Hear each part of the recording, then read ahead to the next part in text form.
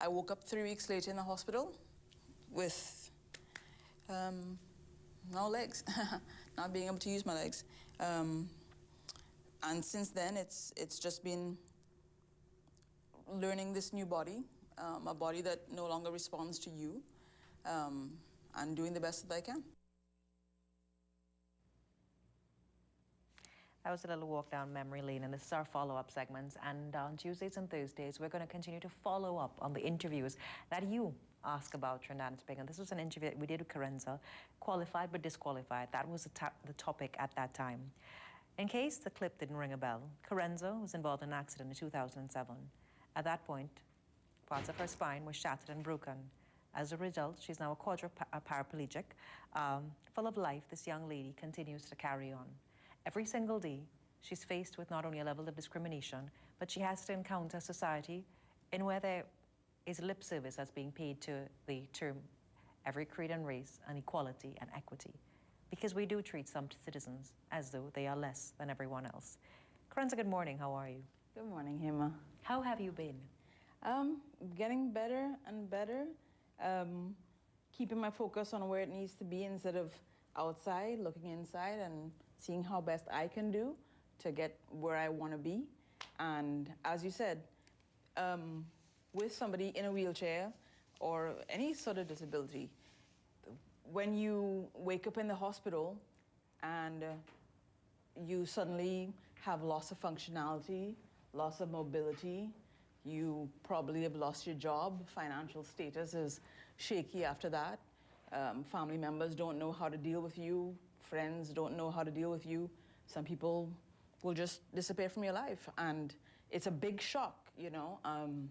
Unlike somebody who has abusive relationship or stress on the job, you can take a break, walk away, take a vacation.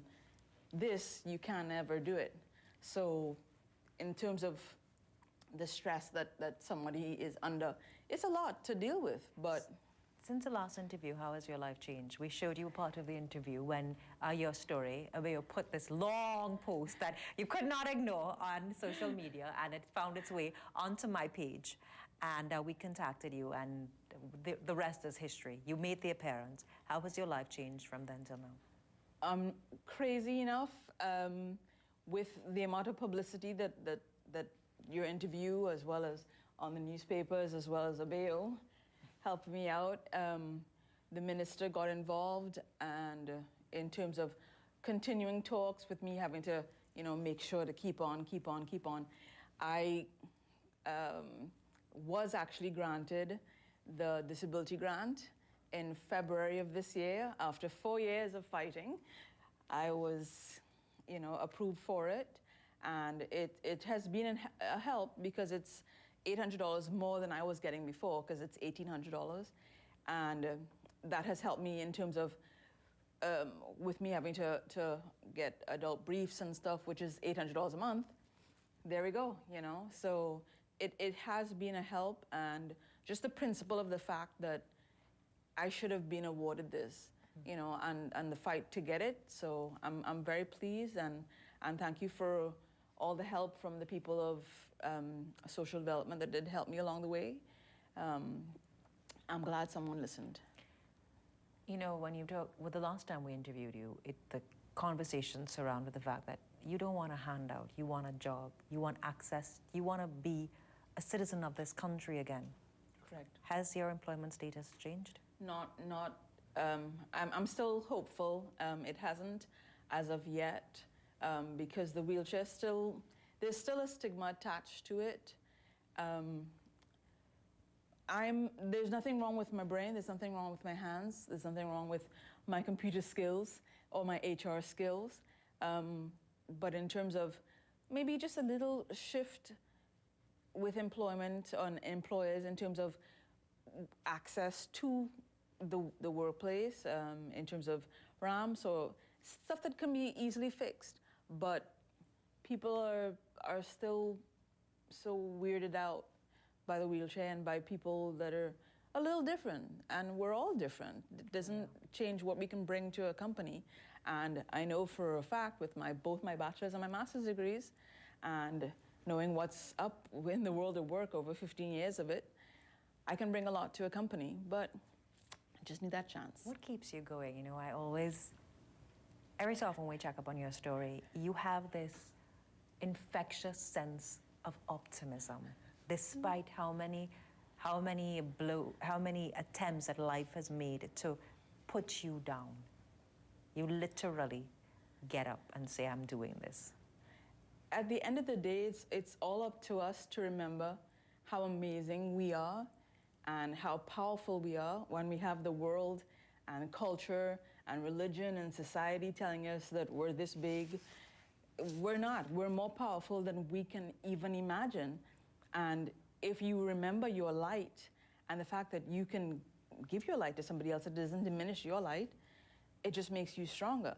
And since we last met, I've been focusing more on getting stronger and realizing with more physical activity and going to the gym, and now I can lift 25-pound dumbbells and 45-pound dumbbells with ease. That's way better than I can. I do it all the time. I mean, from 5 years ago, I could barely do 2 miles, and last week I did 25 in 88 minutes. And with same thing I tell everybody, whether you're in a wheelchair or not, the fact that you can challenge yourself and give yourself little goals to reach can only show you how strong you are if you put your mind to it. You might not reach there today or tomorrow, but you keep on pushing and you'll get there. 25 miles in 88 minutes? It used to take me 40 minutes to do like 2 miles, but you keep on going. And just that push of myself and showing me that this doesn't change this, it doesn't change me. You know, because you had a very active life, you were the life of the party in every single event that you went to. And following the accident in 2007, you had the resolve that, you know what, I am not going to sit here and take this. I'm going to go back out into the work world because I'm educated, I have my degrees, I have my masters.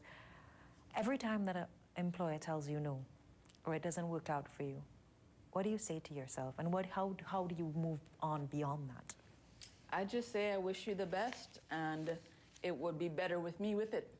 But, you know, that's your choice. And a lot of people are so used to the status quo, and this is where I am. But if you can be here, why not be here? Why not expand yourself? You know, whether it is employee development, whether it is, you know, diversifying what you offer and how you offer it. I mean, I just keep on trying to show people there's more to it, and YouTube and internet research, and I just keep on pushing. I mean, nothing that's good is without a fight. So keep on fighting. I understand that your life has changed a little bit. You've picked up some new activities and new hobbies. Let's talk a little bit about that. Anything and everything. I do a lot of research online in terms of stuff that I can do. My whole focus now is more or less physical activity, doing with the gyms. I still haven't found a gym that I can get to, and you know, the space with the wheelchair and everything. But it would be awesome to actually have an adaptive space that everyone can come to, whether you're in a wheelchair, whether you have cerebral palsy or anything at all. I mean, and train people, because Paralympics are a thing that can be a very big deal for Trinidad. And we haven't exploited that because we have a lot of people that can do amazing things, but you just have to show them that they can. What's your next step? What is your next goal that you've set for yourself? Every morning, just try to do better. I'm not trying to do better than anybody else. I'm just trying to do better than I was yesterday. I understand that you started baking as well. How did that happen? When you're by yourself and you have no choice, you figure out, it's like, you know what, if I can't get to the mall or if I can't get to Movie Town to enjoy the stuff I like, why not make it myself? You know, you trial and error, you learn, you know. So brownies to, I did a ham. It was National Donut Day in the States a couple of days ago, and I did donuts. I I make a lot of stuff that I don't eat because I don't really eat the sugary stuff, but I have a lot of friends that enjoy it. So make and share, and it also proves to myself that I can do it, you know, so that helps me realize my awesome. So She's so awesome. She brought brownies for us this morning as well.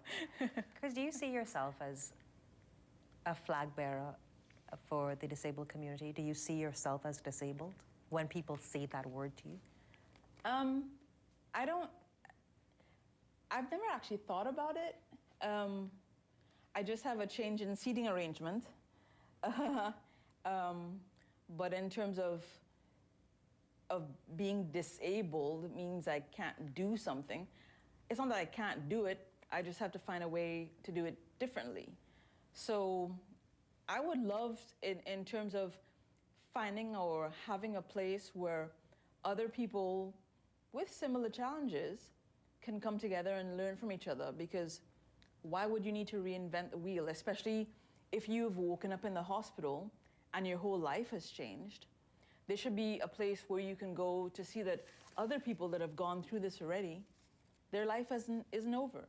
So that you have that vision that, hey, maybe it's not over for me as well. Because, I mean, in terms of the disabled population, there's a 56 almost % above the general population of dealing with mental health issues in terms of PTSD, in terms of anxiety, depression, because your world has gone from this to this. What do you say to anybody that you meet who has, because your life has changed dramatically? Completely, yeah. And, you know, to those who may be in that initial stage where they have now gotten the diagnosis, their life has now they've now been told, you know, you are changing. The things that you did before, you cannot do, or you have to relearn them. Mm-hmm. What do you say to the people who are at that stage now? Because you have somehow found the strength to just say, you know what, I'm going to keep smiling. She has the most infectious sense of optimism, trust me. I always tell people that go through different things, these things that have happened to you, the injuries or the scars are things that have tried to kill you, and they failed, because you're strong enough to be here, and you're strong enough to learn. I mean, a baby learns to walk and falls and walks and falls and walks and falls, but in the end, they get up and they're running. Same thing with you. I mean, it might take you some time, but just because you're going slower than a lot of people doesn't mean that you're not doing what you're doing. And at the end of the day, if you wake up and you give yourself some tasks, which might be small for other people, but you know, it could be from washing your hair, cutting your hair, or baking something, or doing anything at all. You set yourself those tasks and you complete those tasks, and you can feel proud of yourself. Nothing is impossible, honestly. It isn't impossible. We have people in wheelchairs climbing Mount Everest and bungee jumping and doing crazy stuff, you know? So nothing is impossible once you put your mind to it and believe in your strength and believe in your power. And we're more powerful than we ever could imagine. 10 seconds, your closing comments.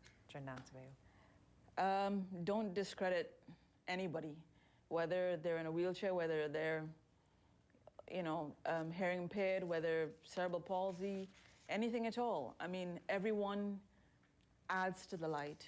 We all, in my last year, I've developed my raw, and I always put it on my Facebook posts. Every time you see someone being powerful, you raw. I mean, you literally just do it, and all of us add to that, more for the raw. So remember your power, and it's all in here. What do you want to say to the employers out there? Because the first interview that we did all started with you saying, I don't want a handout, I just want a job, I want to work because I am capable of doing it. Mm-hmm. I can add to any workforce in any capacity. Anything can be learned, and I'm open to learning new things, as I do every day, and new ways to do it. And don't forget, human resources, that's where your power is. Those are the people that bring you where you are, and I just want to help you get there. The closing comments there. And if you can If you want to find out more information, you can check her out on Facebook and support in any way that you can. And to the HR managers out there, maybe it's about time we stop paying lip service to the concept of equality and equity and understand that Karenza is just one story, but there's so many others like it, and maybe we can use her story to start that chain reaction and that domino effect. We take a short break. When we come back, we'll have more for you. Stay with us. This is the Morning Brew, and every Tuesday and Thursday, we're going to have our follow-ups. Stay with us.